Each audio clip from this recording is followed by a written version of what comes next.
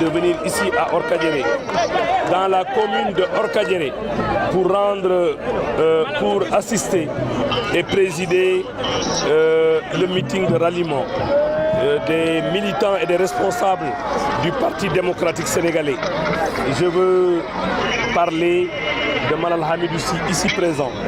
qui était à la tête du PDS dans la commune de Orkadiéré. Il m'a fait l'amitié, il m'a fait l'honneur d'accepter de venir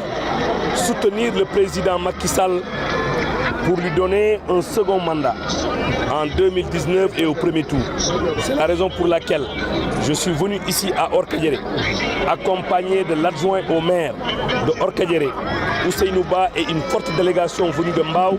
et l'ensemble des fils de Orkadiéré pour participer ou assister à ce meeting que vous avez vu tout à l'heure, qui a été un grand rassemblement. Tous les militants du Parti démocratique sénégalais sont venus de tous les coins du département de Kanel,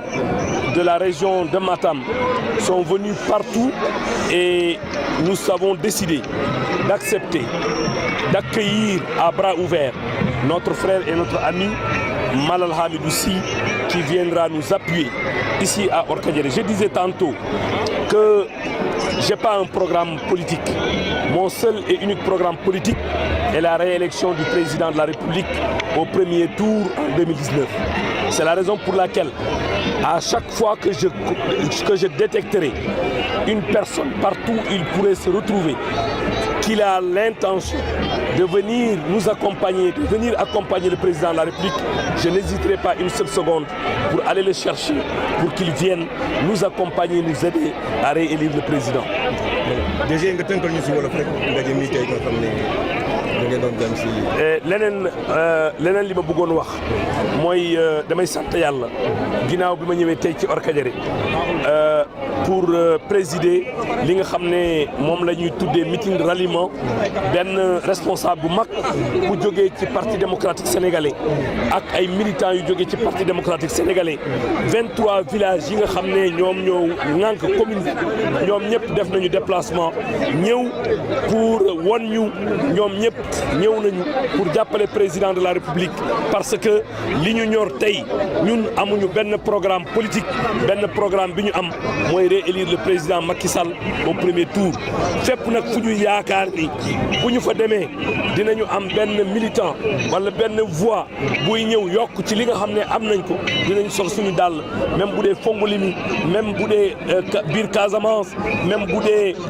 yeneen régions yi ba Kaolack, fépp koo xam ne jàpp nañu ne bu ñu déplacé woo dinañu indil parti bi benn voix, ñun jàpp nañu ne suñu cër la ñu dem déplacé wu, parce que li ñu bëgg mooy au premier tour ñu fal suñu président de la République pour ñaari raisons. Parce que président Macky Sall, c'est le seul candidat sérieux, c'est le seul candidat qui inspire confiance, c'est le seul candidat bi nga xam ne sénégalais am nañ ci moom yaakaar. li may wax dama koy tënk ci ay firnde bi mooy président Macky Sall dina nekk le premier président dans l'histoire du Sénégal, le premier président sortant candidat bi nga xam ne réalisé na ci wàllu bilan lu kenn musul réalisé. Donc loolu mu ngi ne fang ñu jàkkaarloog moom. boo jëlee infrastructure yi, boo jëlee social bi, boo jëlee pêche bi, boo jëlee agriculture bi, boo jëlee secteur d'activité yëpp, boo jëlee télécommunication bi nga xam ne et les technologies de l'information et de la communication bi nga xam ne am naa ci wàll, président de la République def na ci ay jéego yu am solo. loolu moo tax ñun Sénégalais yi ñu war a jël ay motuwaay jàppale ko, falaat ko, parce que moom moo yore li nga xam ne moom mooy yaakaaru bi nga xam ne moom la Sénégalais yi am pour que jël pays bi teg ko ci rampe lancement bi nga xam ne daf ñuy jëmale ci émergence. DG Pulaar